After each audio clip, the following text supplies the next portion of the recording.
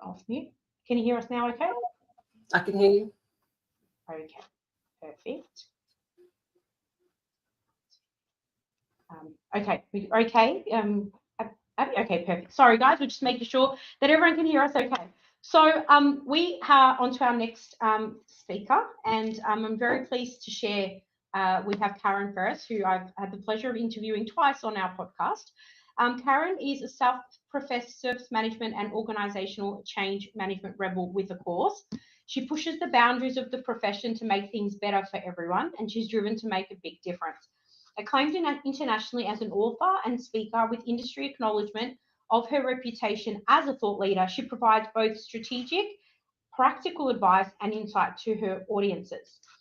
And her authority in the field is further solidified by her authorship of 8, yes, not 1 or 2, 8 influential books on leadership, workforce resilience, and organizational change. And her latest publication, Be Remarkable, Learn to Unlearn, The New Leadership Mindset, has been hailed as a transformational blueprint for aspirational leadership. So please join me in welcoming this very informative session with Karen. Thanks, Karen, for joining us. Thank you.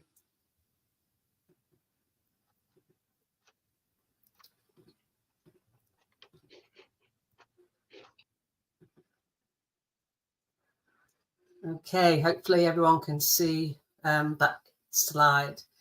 So thanks for that introduction, Fatima, and Julie, for your help in getting me sorted for this. PMO for a Changing World, the theme for the conference this world, reflects the need for PMO leaders to remain current in the face of rapidly changing global business environments. And the modern PMO leader must understand the trends that are taking place, the emerging technology and leadership requirements to drive organizational success. So learn to unlearn needs to be the new leadership mindset. Now, Fatima's just introduced me, so I'm not going to go through this slide in any detail, but please do reach out to me on LinkedIn. I tend to live there quite a lot. I have a bi-weekly, fortnightly newsletter, so please join me and we can connect. So I sincerely believe that we have a leadership crisis right now. And you may have heard this before. Marshall Goldsmith famously said, "What got you here won't get you there." And that is absolutely correct. The world is constantly evolving, it's constantly changing, and so must we as PMO leaders and leaders in any situation. You must be prepared to unlearn, and that's what I want to unpack today. Get rid of what's not serving you today and learn what will serve you tomorrow. And we're seeing this crisis play out right now with the return to office mandates, with a lot of usually large organizations demanding the workforce back into the office 5 days a week without a justifiable reason for it. And that, to me, is because they want to return to how it was before March 2020, before the pandemic, rather than being prepared to unlearn and relearn how to lead in 2024.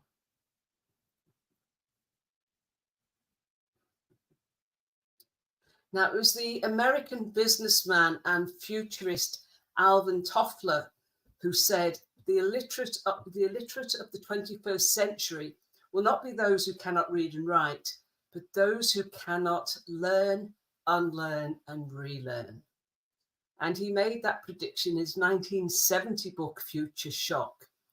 And never has that statement been so true as it is today. But it's easier to say, learn, unlearn, relearn.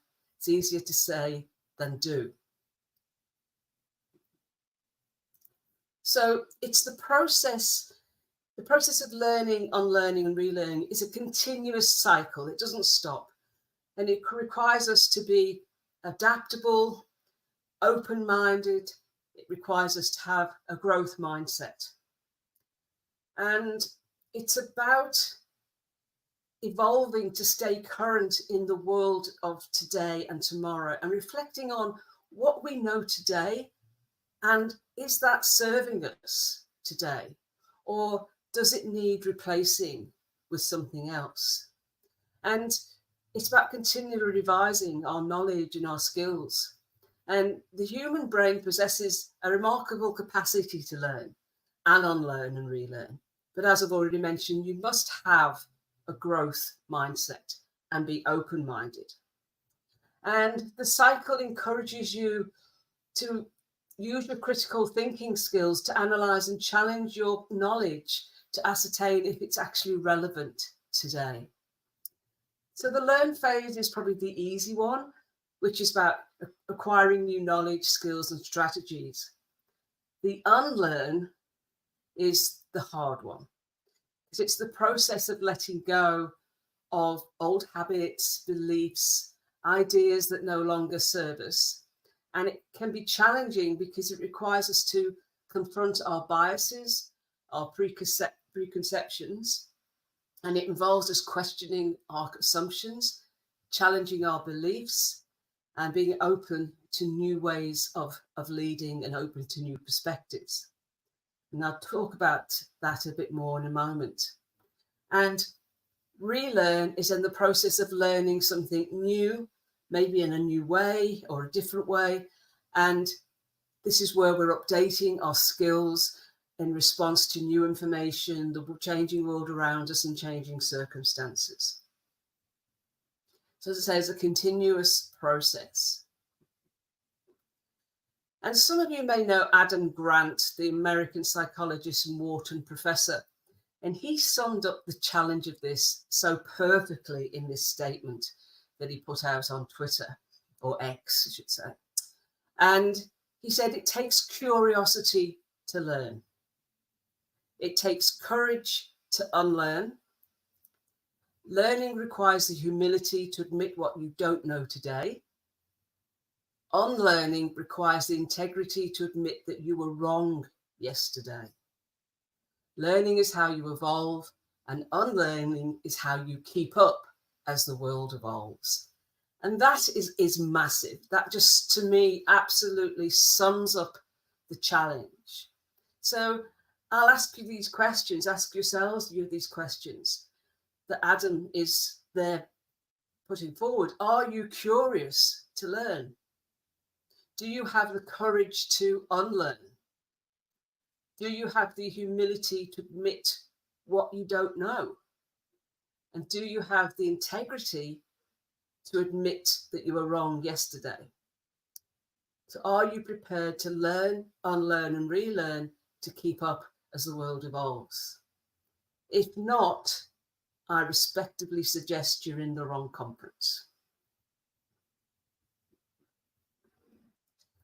So the process of learning, unlearning is a journey that we all must embark on.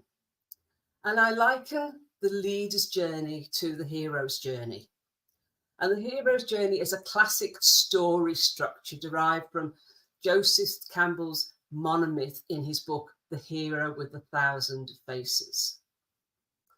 And that's the detail of his monomyth, which we are not going to look at today. But we're going to look at the 3 stages of the hero's journey, which is also the leader's journey. So if you think of the heroes that you've read about and watched in movies, the hero goes on a quest to achieve a goal and has to overcome obstacles and fears before embarking on the return journey home. So separation, the hero leaves the familiar world. Initiation, the hero learns to navigate the unfamiliar world. And on the return, the hero returns back with new capabilities, new skills, new outlooks, etc.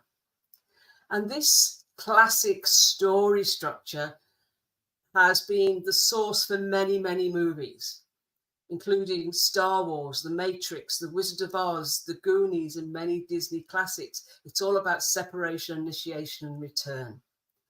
And the hero leaves the world with which they're familiar, enters a new one, goes on an adventure, learns lessons, claims a victory, and comes home with newfound knowledge and returns home transformed. Now, your journey of unlearning and relearning might not be one in which, well, it won't be one in which you join the Rebel Alliance against the Galactic Empire, or fight powerful computers, melt the Wicked Witch of the West, or search for legendary pirates' long-lost treasure. But I do promise you it will be epic, because having recognized the need for change, you will leave your comfort zone, unlearn and relearn, and return with a leadership mindset that makes you a better PMO leader. So this is the leader's journey, based on the hero's journey of separation, initiation, and return. And then I've mapped to the leader's journey the things that will happen or need to happen along the way. So we'll look at each stage of the journey.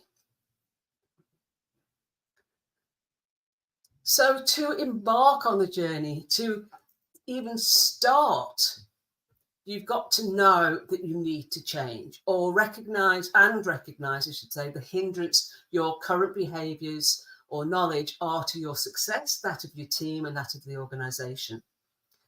And when you acknowledge that your current learnings no longer serve you and you must unlearn and relearn, then you're in a situation to start the journey. That has to be the recognition that I need to go on this journey.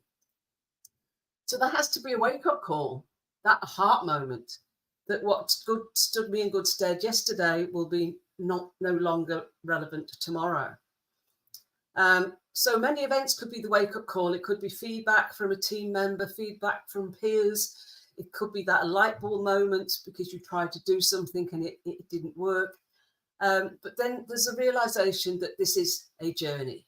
So that wake-up call has to happen. That might be just some self-analysis and critical thinking that you do.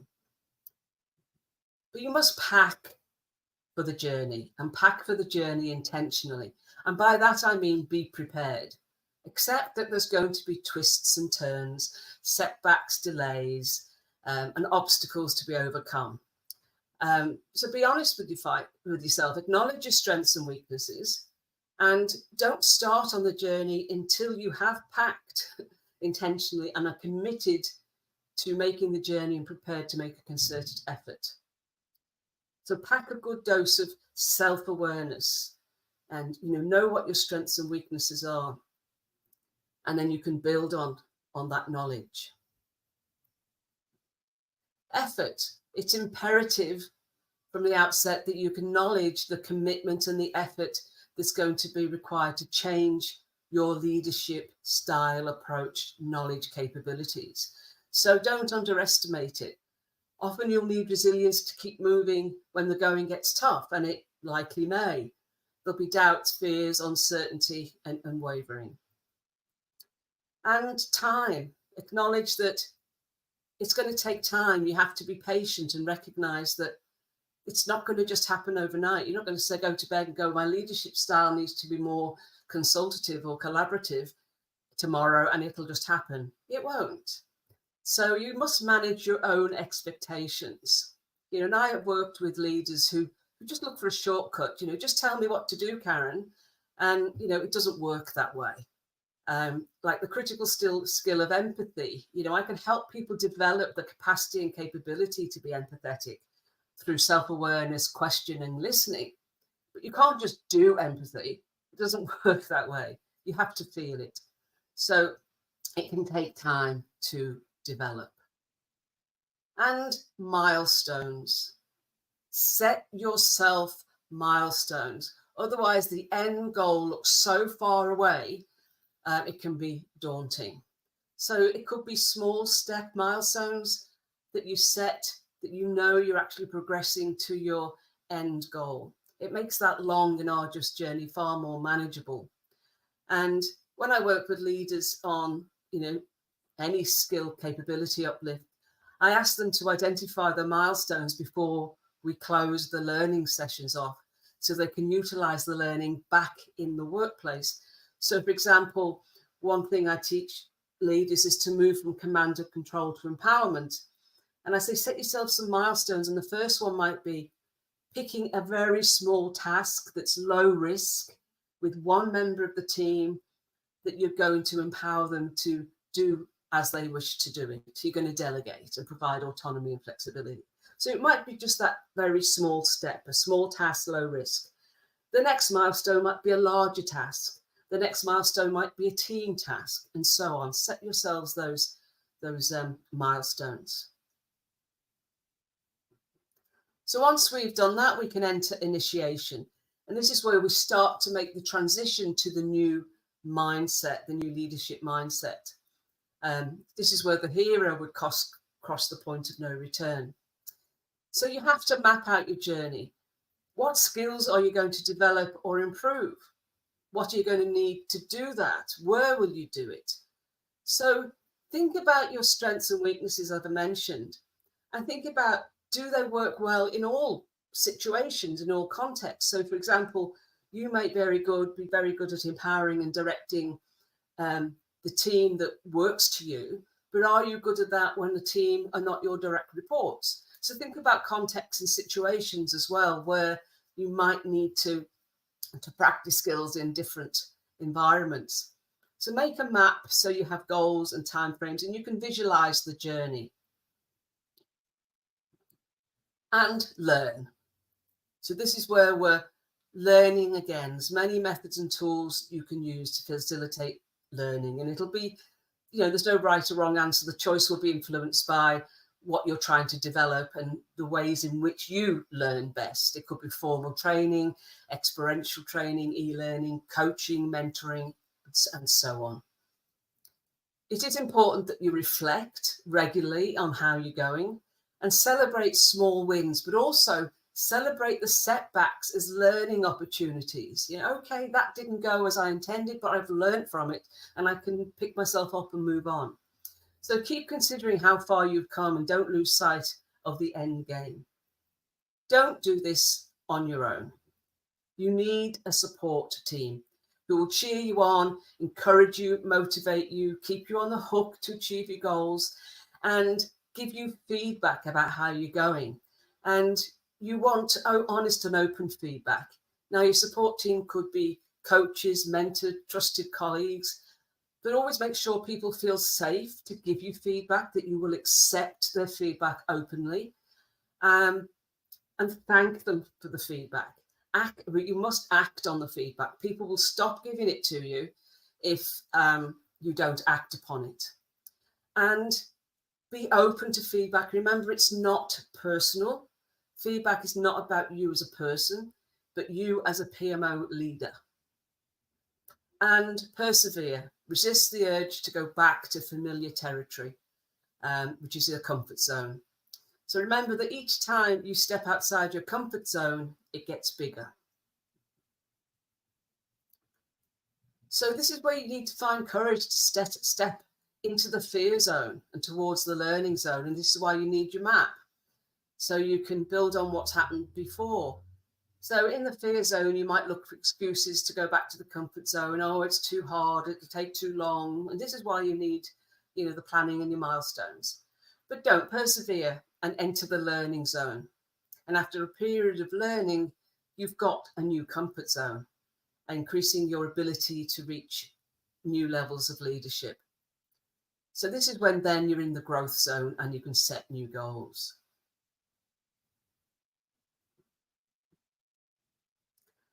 So then we're on the final stage of our journey, the return. And you've had challenges. It could have been a long and arduous voyage for some, but the learnings are now embedded and you're now a more powerful PMO leader. A greater style is emerged, and you have to sustain it. So you sustain your learning by doing, and doing in different environments and different contexts. So it's a persistent, self-initiated pursuit of excellence in leadership. So keep applying the learning to retain it long term. And you will be able to think and behave in new ways that are suitable to leadership today and tomorrow. And continue to get feedback on how you're going. Adapt. You also need to be able to remain adaptive when you're applying your learning, and not have a black and white sort of approach. For example, you need to know as a leader when to direct and when to provide direction. And yes, there's a distinct difference. So you will face situations where you need a more directive leadership style as opposed to a more collaborative and consultative style, but you need to make that judgment. And the good news is you have the portfolio of leadership skills to do that. And now that you're in the return stage, you can share what you've learned with others, and you can use it to help develop others as well. And prepare. Celebrate, absolutely. But remember that the journey is never over. If you look back over the last 10 or 20 years, the nature of leadership that's expected for organizations to succeed has shifted from that autocratic style to a more collaborative approach, fostering greater teamwork, productivity, innovation, creativity. And what will be the preferred leadership style in the next 10 to 20 years? Many predictions are floating about. People are talking about leaders need to be agile, highly entrepreneurial, socially conscious, digitally savvy, leading with empathy. They must navigate through ambiguity and uncertainty and manage a diverse workforce. So the world is, the only thing we know is the world is changing so fast that in the coming years, leaders will have to develop new skills and competencies than the ones they are expected to have today. So you must start to prepare for that learning journey now. Get ready to unlearn and relearn and become a remarkable PMO leader in the process. So to wrap up, the biggest step, I think, not the hardest, but the biggest one, is to acknowledge that we need to unlearn. And that's tough, because we could, honed a skill over the last, 4 to 5 years, and you're going, Karen, now you're telling me that's no good anymore? Well, possibly, possibly. You need to do that self-analysis to say, yeah, I need to unlearn and replace that learning with something else. As we talked about, you've got to have the courage to unlearn, to be prepared to do it and take that step. The humility to say, yeah, I don't know today. And integrity to say what I knew yesterday was not right. What Adam Grant said in that message. So the 3 stages: separation, leaving what you know, and embarking on the journey, setting your milestones. Initiation, going on the journey, learning new things, having a support team, and celebrating those small wins and even the setbacks, as I said. And then returning from the journey a better PMO leader for that experience. And the thing to remember, even though it sounds like a cliche, and it is, remember that this is a journey and not a destination. It's a journey that will enrich you, expand your horizons, and equip you with the tools to navigate an ever-changing world. It's a journey that will enable you to be relevant as the world around you evolves and the world of work evolves too.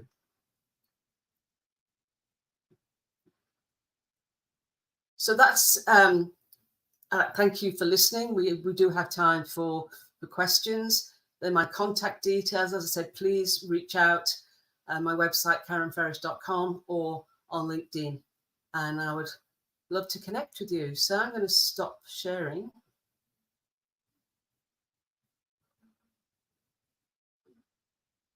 And I can't hear you, Fatima.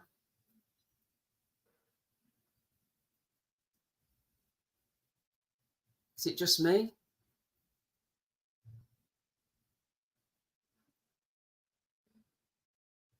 mine. How about now? Yeah. Okay, it still can hear me? Yes, I can. Okay, cool. So I never get sick of hearing you, and you know that because I'm always talking to you. But it's not about me. I want to share the questions that have come through from the audience. So the first one that's come through has come through from Stephanie, and you should be able to see that on the screen. So when reaching the share stage, is that a good goal for being prepared to hand off to a successor? Yeah, absolutely it could. It could mean whatever's appropriate as that part of the journey.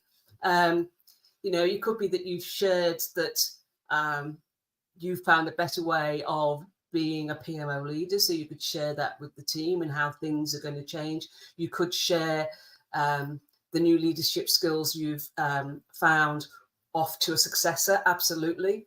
You could be, you know, doing succession planning and doing that. But these people who you're sharing with and teaching may also need to go on the journey too, to unlearn and relearn, because they may have ingrained thoughts of ways of doing things that are no longer relevant.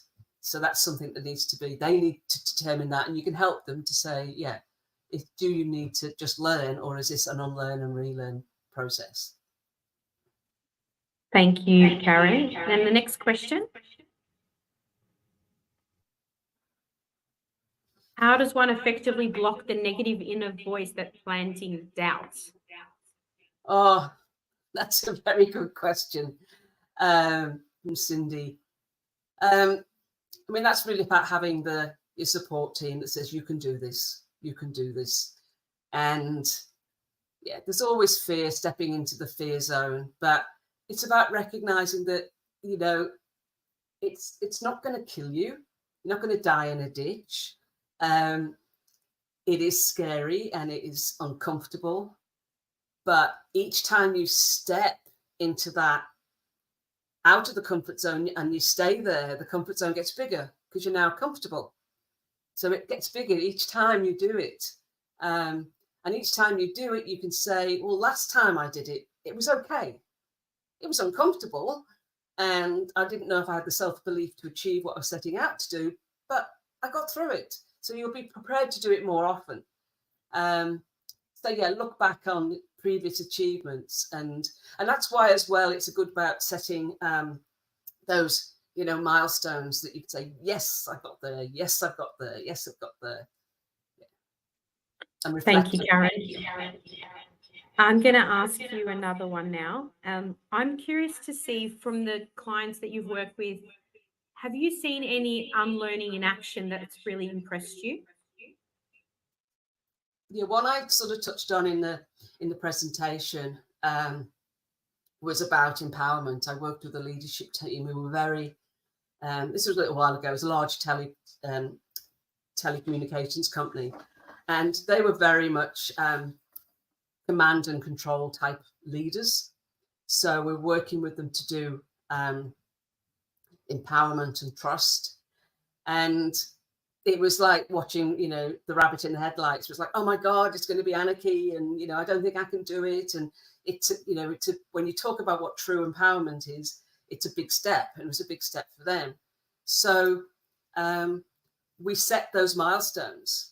And firstly, we had the wake-up call. We made them realize that it's not the ideal way to lead people today. There's time and place for command and control when the building's burning, but generally we try and move away from it.